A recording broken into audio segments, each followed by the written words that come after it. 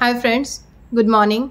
तो last time मेरा first video था जिसमें मैंने आपको बताया था कि फ़्लाइट का जर्नी कैसे होता है from India to Australia, and उसमें आप लगेज पैकिंग के लिए क्या क्या आइडियाज़ यूज़ कर सकते हो। So this is the extension of video 1 only.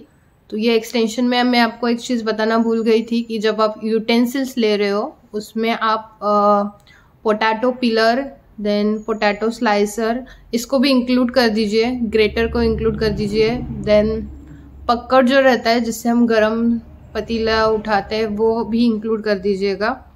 इसके साथ और इम्पॉर्टेंट है लंच बॉक्स, बिकॉज आप कॉलेज जाने वाले, ऑफिस जाने वाले हो तो आपको वो लंच बॉक्स चाहिए, टिफ़िन बॉक्स, तो वो 2 सेट आप ले लीजिए। देन गरम मसालेज आप लेकर आ सकते हो, एवरेस्ट के भी मसालेज पैकेट्स यहाँ पे भी मिलते हैं, बट आप चाहिए तो वहाँ पे लेके आ सकते हो इंडिया से गरम मसालेज। देन जीरा, हल्दी, सरसों, ये सब भी लेके आ सकते हो। सो ये यूटेंसिल्स एंड ग्रॉसरीज में कुछ चीज़ें मेरी छूट गई थी वीडियो 1 में, वो मैंने अभी ऐड ऑन कर दी यहाँ पे। इसके बाद coming to the next point, like what you should not bring while travelling, that is liquids. Liquids में I will tell you, oil ना लेके आइए, no hair oil, no eating oil, तो एडिटेबल ऑयल भी नहीं और हेयर ऑयल भी नहीं, कुछ ऑयल लेके मत आइए। No shampoos are allowed, no deodorants are allowed. मतलब जो आपका चेक इन केबिन का जो बैग रहता है जो आप आपके साथ लेकर जाते हो उसमें अगर कुछ शैम्पू रहेगा, डिओडेंट रहेगा, फेस वॉश रहेगा तो वो निकाल लेंगे वो बैग से, ठीक है। तो बेटर आप शैम्पू, डिओड्रेंट, फेस वॉश ये सब ना लेके जाए, केबिन बैग से वो निकाल लेंगे सारी चीज़ें एयरपोर्ट पे ही, ठीक है। मे बी लगेज बैग में अलाउ हो सकता है, बट मैं आपको बोलूँगी अगर आप वो लगेज बैग में भी पुट मत कीजिएगा, बिकॉज इवन इफ आपका लगेज बैग लॉक रहता है फिर भी एयरपोर्ट अथॉरिटी जब लगेज बैग को स्कैन करती है, इसके बाद उनके पास अथॉरिटी रहता है, वो इवन आपका बैग का लॉक रहेगा, नंबर लॉक भी रहेगा, तो वो आइडिया से या ट्रिक से बैग लॉक को ओपन करते हैं एंड बैग को चेक करते हैं। सो इसके लिए आप hair oil, face wash, then deodorant, shampoo, ये सारी चीज़ें लेकर ना जाए। नेक्स्ट पॉइंट हमेशा एक रहे कि पावर बैंक का, अगर आप पावर बैंक लेके जा रहे हो तो उसको आपको लगेज बैग में नहीं रखना है, पावर बैंक आपको केबिन बैग में ही रखना है। तो ये जब आप एयरपोर्ट जाने के बाद जब आप चेक इन करते हो तब बोर्डिंग पास के टाइम वो आपको फीमेल भी पूछती है, एयरलाइंस रिप्रेजेंटेटिव, कि आपके पास पावर बैंक है क्या लगेज बैग में। So luggage bag so the power bank should not be there in the luggage bag, okay, it should be in the cabin bag. So ये next information थी जो आपको take care करनी है। Next मैं आपको बताऊंगी कि जो भी आपका लगेज बैग है उसमें कोई भी एक्सपेंसिव चीज़ें ना रखे, बिकॉज इंटरनेशनल ट्रैवलिंग में क्या होता है, हम 3 घंटे पहले मिनिमम एयरपोर्ट पे एंट्री लेते हैं एंड फिर चेक इन के बाद हमारा लगेज एयरलाइंस के पास चला जाता है एयरपोर्ट पे। तो एयरलाइंस के बंदों के पास ऑलमोस्ट 3 घंटा लगेज रहता है, तो इसमें ऐसा पॉसिबिलिटी है कि आपका बैग ओपन करके उसमें से कोई एक्सपेंसिव चीज़ चुरा ली जाए, ठीक है। तो वो चोरी अवॉइड करने के लिए आप एक्सपेंसिव चीज़ें जैसे लैपटॉप है, कैमराज है, ज्वेलरी है, पैसे इन टर्म्स ऑफ कैश है, तो ये सारी चीज़ें या फिर कोई भी आपका पेपर डॉक्यूमेंट है वो लगेज बैग में ना रखे, उसको केबिन बैग में ही रखिए। ये मेरे साथ ऑलरेडी इंसिडेंट हुआ था जब मैंने इंटरनेशनल ट्रैवल किया था दुबई को। मेरे पास 700 दिराम थे लगेज बैग में। मैंने लगेज बैग लॉक नहीं किया था एक्चुअली, तो मेरा लगेज बैग ओपन करके उसमें से पर्स में जो 700 दिराम्स थे कैश वो चोरी हो गए थे, बट लकीली मेरे पास 700 दिराम्स और थे जो मेरे साथ मेरे पर्स में केबिन बैग में थे, ठीक है। तो वो मेरे साथ थे तो मैंने उसमें सर्वाइव कर लिया। तो इसलिए ये एक इम्पॉर्टेंट एडवाइस है, आपका कुछ भी cash payment, cameras, laptop, extra expensive चीज़ें, ज्वेलरी लगेज बैग में ना रखिए, सिर्फ कपड़े एंड ग्रोसरीज ही रखिए। एंड इसके बाद भी आप अपने लगेज बैग को अच्छे से लॉक कर लीजिए, नंबर लॉक है, अगर वो नहीं है तो आप नॉर्मल छोटा ताला भी लगा सकते हो। बट एयरपोर्ट अथॉरिटी के पास अथॉरिटी रहती है कि वाइल स्कैनिंग अगर उनको कुछ भी लगा सस्पिशियस है तो वो बैग ओपन करके चेक करते हैं। इन ऑस्ट्रेलिया केस जब मेरे पास 4 बैग्स थे, उनमें से मैं जब घर आई तो 3 बैग्स नॉर्मल ओपन हो गए जब मैंने अनलॉक किया, बट जो चौथा बैग था वो अनलॉक नहीं हुआ बिकॉज उसका लॉक का नंबर चेंज हुआ था।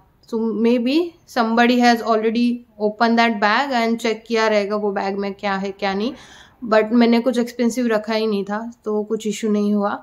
तो मेरे घर पे आने के बाद मैं वापस यूट्यूब पे वीडियोस देखे एंड लॉक को रिसेट करके चौथा बैग ओपन कर लिया। सो ये एक इम्पॉर्टेंट पॉइंट है, so take care of that your belongings, ठीक है।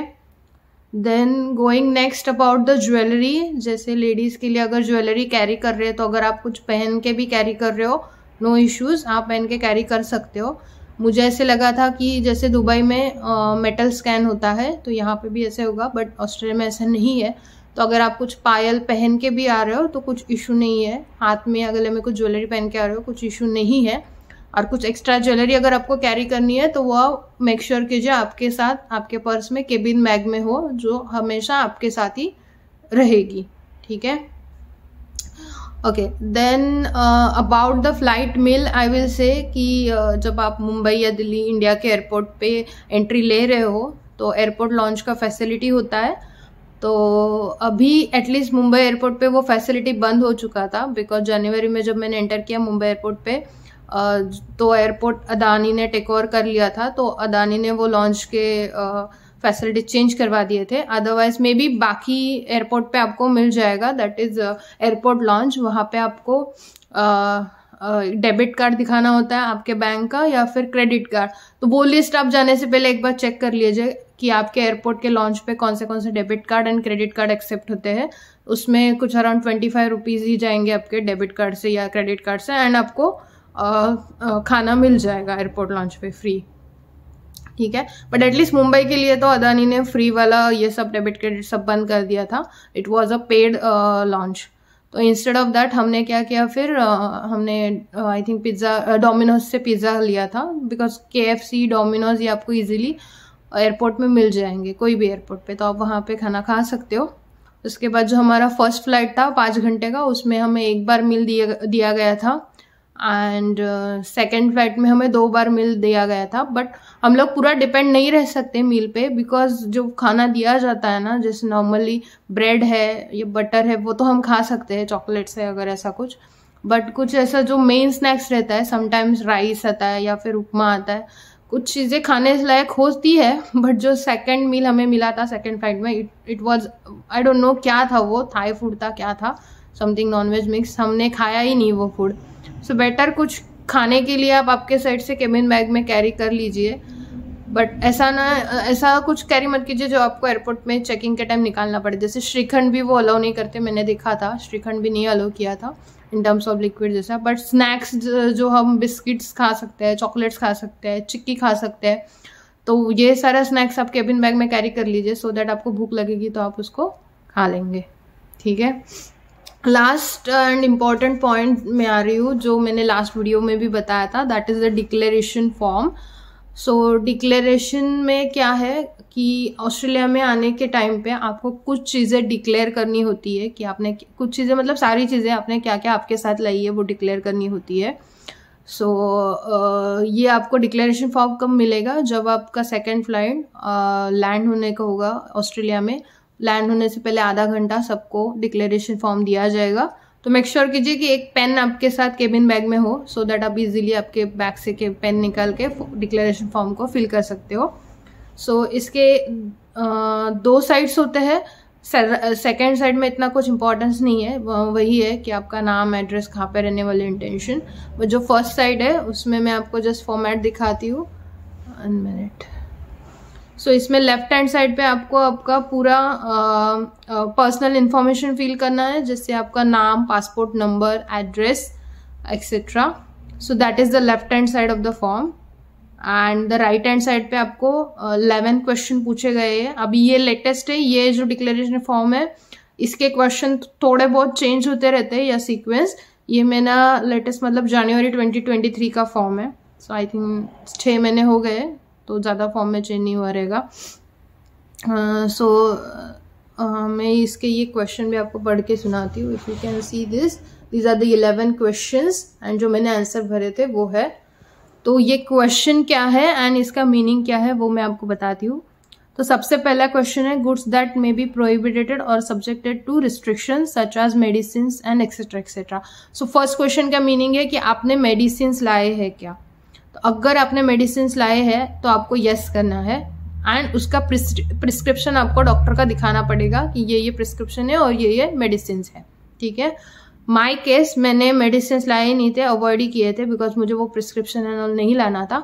But instead I will recommend you कि आप Tiger Balm, Iodex, then Vicks, Itchguard, ये ऐसी क्रीम्स जो है वो लेके आइए. तो क्रीम्स एंड ये बाम का तो आपको यहाँ पे खर्चा नहीं पड़ेगा, तो एटलीस्ट ये हमें यूज हो जाती है, तो ये लेके आइए. So like I said Tiger Balm, Iodex, Vicks, Itchguard and et cetera. तो फर्स्ट पॉइंट तो मैंने नो किया था. अगर आप मेडिसिन ला रहे हो एंड प्रिस्क्रिप्शन के साथ ला रहे हो तो आपको येस करना है. इवन आपके पास प्रिस्क्रिप्शन नहीं है फिर भी येस करना है because you have brought this from India to Australia. आपको डिक्लेयर करना है. ठीक है. बाकी डरने की कोई ज़रूरत नहीं है. आप आराम से शांति से जो चीज़ें लाइए उसको येस कर दीजिए, जो नहीं लाइए उसको ना कर दीजिए. सेकेंड है more than 2250 ml of alcohol, cigarettes, तो it was no. Third point is goods obtained overseas or purchase duty tax free in Australia with a combined total price of more than Australian dollar of 900. So 900 मतलब Australian dollar 900. So Indian rupees अभी जो rate चल रहा है around 55 चल रहा है. So around 45,000 या 50,000 ये अमाउंट हो जाती है. तो ऐसे मेरे पास कुछ एक्सपेंसिव थिंग्स नहीं थे. तो एक था दैट वाज अ कैमरा जो 45,000 का था बट 2 साल पुराना था, तो उसकी कॉस्ट ऑब्वियसली कम हो चुकी थी, तो इसलिए मैंने उसको नो कर दिया था. Fourth point is good samples for business और कमर्शियल यूज. मतलब कुछ सैंपल्स आप यहाँ पे ला के बेचने वाले हो, ऐसे कुछ सैंपल्स ला रहे हो फूड के या कपड़ों के ऐसे कुछ, तो वो भी मैंने नो कर दिए. Next is Australian dollar of 10,000 और मोर इन ऑस्ट्रेलियन और फॉरेन करेंसी इक्विवेलेंट. तो अगर आप ऑस्ट्रेलिया के पैसे ला रहे हो तो $10,000 से ज़्यादा नहीं होने चाहिए, या फिर है it's like you have to declare $10,000 से ज़्यादा है पैसे. तो ऑब्वियसली इतने तो नहीं थे, तो मैंने नो कर दिया. That's a huge amount, $10,000. Then जो नेक्स्ट है 6th and 7th, they are most important, जो हम कॉमन लाते हैं. 6th में है meat, poultry, fish, seafood, eggs, dairy, fruit and vegetable. इसमें आपको येस एंड नो ठीक से करना है बिकॉज जो फ्रूट्स एंड ऑल यहाँ पे नहीं लाना है, आपको जरूरत ही नहीं है, मिल जाएंगे फ्रेश फूड. डेयरी प्रोडक्ट में आप मेक श्योर करिए, डेयरी मतलब दूध, दही, मिल्क तो होता ही है, बट इसके साथ इम्पॉर्टेंट है आपका फ्रोजन फूड है, मिठाइयाँ हैं. अगर वो आपने लाई है तो आपको येस करना है. सो मेक श्योर अगर आपके पास फ्रोजन फूड है, मिठाई है, तो आपको येस करना है because they comes under the dairy food. बाकी sea food, fish I hope आप नहीं लाएंगे, नॉन वेज ज्यादा मत लाइए, don't prefer that. Then next point है 7 is the grains, seeds, bulbs, straw, nuts, plants और parts of plants, traditional medicine और हर्ब्स, वुडन आर्टिकल्स. तो जैसे ग्रेन, सीड्स, जैसे मैंने राइस लाया था, मतलब चावल लाए थे, दाल लाई थी, तो मैंने इसके लिए येस किया था. टू डिपेंड ऑन ग्रोसरीज आपने क्या क्या लाया आपको येस करना है. ठीक है. देन अदरवाइज नो करना है. Then next is animals parts, animals, part of animals, animal products including equipment, pet food, eggs, biological specimens, birds, fish, insect, shell, bee products. ये सब अगर एनिमल्स के रिलेटेड कुछ भी है तो आपको यस करना है, अदरवाइज नो. मैंने यस किया था बिकॉज मेरे पास लेदर के वॉलेट एंड लेदर का बेल्ट ऐसे कुछ था जो एनिमल प्रोडक्ट था, इसलिए मैंने उसको यस किया था. ठीक है. द नेक्स्ट है 9th point, that is soil items with soil attach और used in fresh water areas. Example sports, recreational equipment, shoes. Australia में सॉइल बिल्कुल अलाउ नहीं है, आप कोई भी कंट्री से सॉइल लेके नहीं आ सकते. एंड सॉइल ऑस्ट्रेलिया में एंटर होने का सबसे इजीएस्ट तरीका है कि किसी के अगर जूतों में मड लगा हुआ है, मिट्टी लगी हुई है, सॉइल माने मिट्टी, तो वो इजीली ऑस्ट्रेलिया में एंटर हो सकती है. सो इसके लिए वो क्वेश्चन पूछा जाता है कि अगर आपके जूतों में मिट्टी लगी है क्या।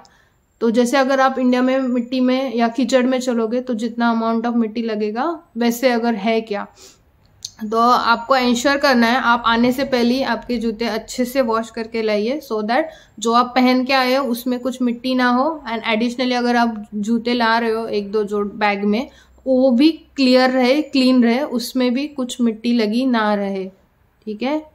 Then the 10th one is have you been in contact with farm animals, तो वो नो किया।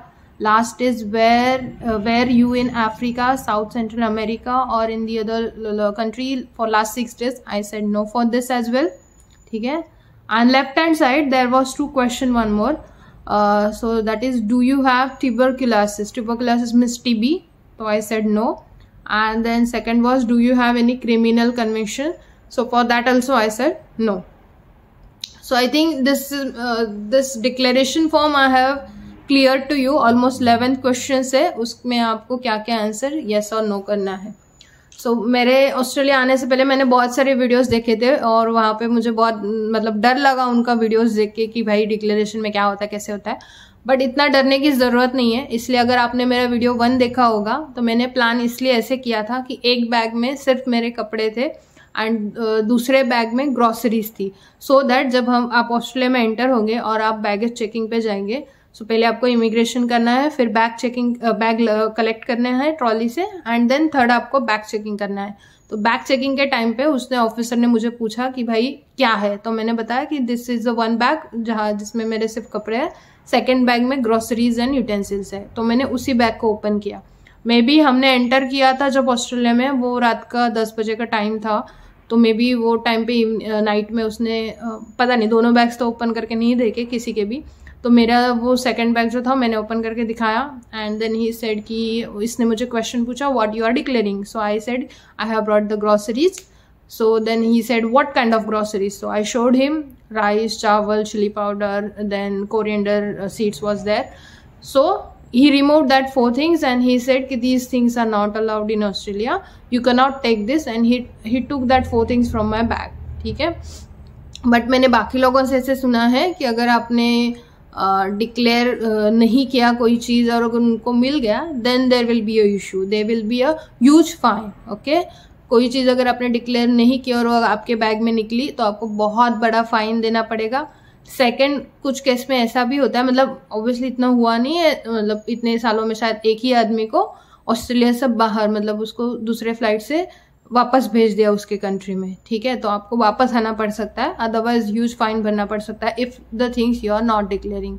और उनको कैसे पता चलता है कि आपके बैग में कुछ सस्पिशियस है, तो वहाँ पे डॉगीज रहते हैं, मैंने सुने हैं, मेरा एयरपोर्ट पे वैसे चेकिंग नहीं हुआ, तो 3-4 डॉग्स रहते हैं, वो ऑफिसर ही रहते हैं, तो वो आके आपको बैग को सूंघते हैं। अगर उनको कुछ भी सस्पिशियस लगा बैग में तो वो बार्क करते हैं एंड फिर वो आपका बैग अगेन ओपन करके ऑफिसर चेक करता है कि कुछ है या नहीं। सो बेटर इसलिए जो भी आपके पास है क्वेश्चन ठीक से पढ़ के शांति से यस और नो जवाब दे दीजिएगा। एंड वन मोर थिंग आप कीजिए कि अगर आप ऑस्ट्रेलिया में जहाँ पे आने वाले हो, कोई फ्रेंड के पास रुकने वाले हो, तो उसका मोबाइल नंबर, उसका पूरा नाम एंड उसका एड्रेस वो हैंडी आपके पास आपके मोबाइल में व्हाट्सएप पर लिख के नोट करके रख दीजिएगा, क्योंकि तो डिक्लेरेशन फॉर्म में अगर आपको फिल करना पड़े तो वो फ्रेंड का नाम रेफरेंस आप इजीली दे सकते हो। So I hope you have like this video, second video, and stay tuned for the third video for the next guidance. Bye.